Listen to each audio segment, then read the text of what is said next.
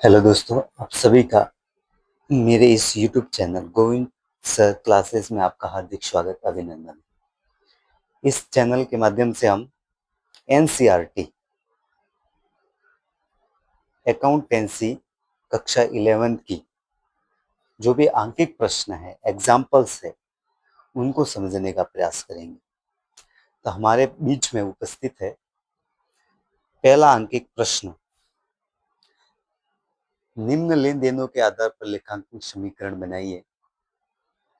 तो सबसे पहले स्टार्ट करते हैं। लेखांकन समीकरण में आप सभी को इसका फॉर्मूला याद होना चाहिए। लेखांकन समीकरण का अर्थ होता है एसेट्स बराबर लायबिलिटीज प्लस कैपिटल। इन दोनों का योग है वो एसेट्स के बराबर होना चाहिए। तो स्टार्ट करते हैं पहला अंकिक प्रश्न। हर्ष ने रोकड़ का निवेश कर व्यवसाय प्रारंभ किया 2 लाख रुपए। तो सबसे पहले एसेट साइड में लिखेंगे कैश। तो कितने से स्टार्ट किया है? 2 लाख रुपए से, बराबर कैपिटल, पूंजी हमारी कितनी हो जाएगी? 2 लाख रुपए। ये फर्स्ट इक्वेशन थी। दूसरी इक्वेशन है नमन से रोकड़ देकर माल खरीदा 40,000 रुपए। अपन ने माल खरीदा है, एसेट्स में एक कॉलम हो जाएगा स्टॉक का। कितने रुपए का माल खरीदा है? 40,000 का माल खरीदा है। इधर कितने आ जाएंगे? 40,000 रुपए। रोकड़ देकर खरीदा है तो हमारे 40,000 इधर क्या हो जाएंगे? कैश में से लेस हो जाएंगे। कैपिटल पर किसी भी प्रकार का कोई भी प्रभाव नहीं पड़ेगा। अब देखते हैं न्यू इक्वेशन क्या बनती है। 2 लाख में से 40,000 चले गए, कितने बचे? 1,60,000 प्लस यहाँ पे कितने हो गए? 40,000, और कैपिटल में कितने हो गए? 2 लाख रुपए। आगे चलते हैं। अगला है 10,000 मूल्य की वस्तुएं भानु को बेची। कितने में बेची है? 12,000 रुपए में। 10,000 की वस्तु की मूल्य थी, कितने में बेच दी? 12,000 में। और उधार बेची है, यहाँ पे व्यक्ति का नाम आया है, नकद शब्द नहीं आया, मतलब कि ये उधार है। जब भी अपन उधार बेचते हैं तो वो किसमें लिखा जाता है? डेब्टर्स के अंदर लिखा जाता है। और जब उधार खरीदते हैं तो किसके अंदर लिखते हैं अपन? क्रेडिटर्स के अंदर लिखते हैं। ठीक है। तो तीसरी इक्वेशन क्या बनती है कि 10,000 की वस्तुएं बेची है तो स्टॉक में से 10,000 तो कम हो जाएंगे, और कितने की बेची है? 12,000 की, तो डेब्टर्स के अंदर 12,000 प्लस हो जाएंगे। कैपिटल पर क्या प्रभाव पड़ता है? कैपिटल के अंदर 2,000 की क्या हो जाती है? वृद्धि हो जाती है।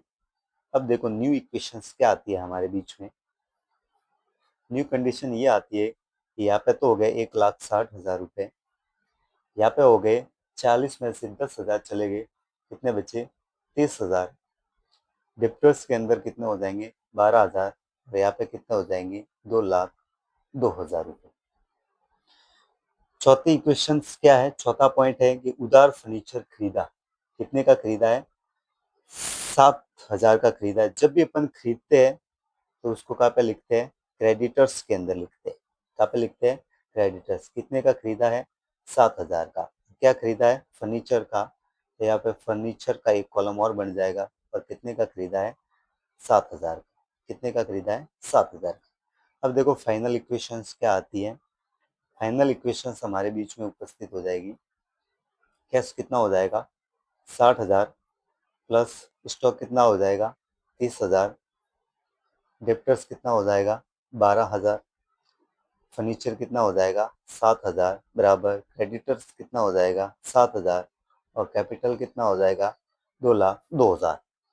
अब चेक करते हैं कि हमारा प्रश्न सही है कि गलत है। एसेट्स बराबर लायबिलिटीज प्लस कैपिटल।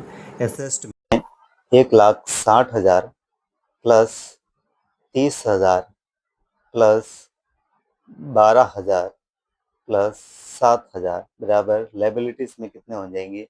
7,000, और कैपिटल कितनी हो जाएगी? 2,02,000। यहाँ पे इसका योग करते हैं तो आ रहा है 2,09,000, और इन दोनों का योग आ रहा है 2,09,000। मतलब हमारा प्रश्न है वो क्या है? करेक्ट।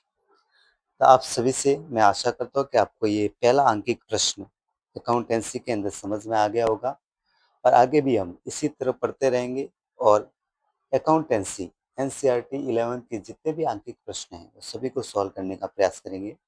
तो जो भी साथी मेरे साथ में जुड़े हैं वो एक बार जरूर वीडियो को शेयर करें, अपने दोस्तों तक फैलाएं ताकि उनको एक अच्छी एजुकेशन मिल सके।